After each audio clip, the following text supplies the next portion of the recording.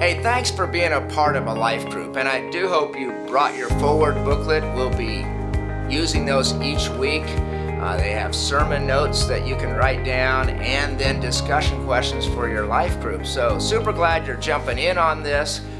I was thinking about Acts 20:20 this week.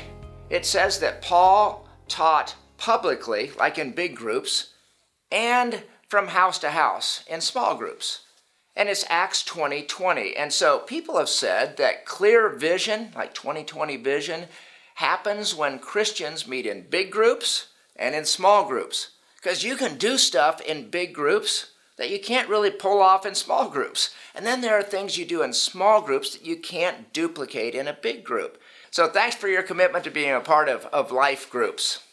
So this is week 1 of the Forward campaign on Sunday morning. We're going through 2 Corinthians chapter 8 and 9, and they're all about generosity.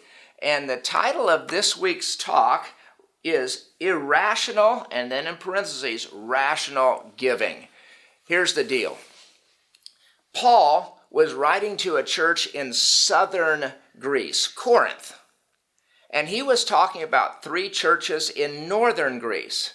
And he said, out of their extreme poverty, they gave generously, they begged Paul for an opportunity, the privilege of giving, and they gave with joy. That's irrational.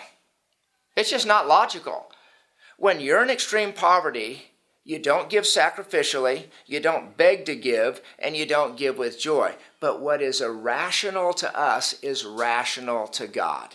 And as we launch this series in 2 Corinthians 8 and 9, we just want to park there.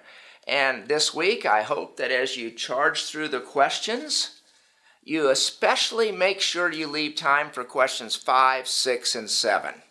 I especially like question 5. Something along the line of, does your giving drive or determine your saving and spending? In other words, do you give first and then you adjust your saving and spending because this drives it? Or do your spending and saving drive your giving? In other words, the first thing you do is spend money and save money, and then that affects how much you give. You see, irrational giving, or rational from God's side, says you let your giving drive the other two. Work your way through the questions. I hope there's great discussion. Thanks again for being a part of life groups. Have a great week.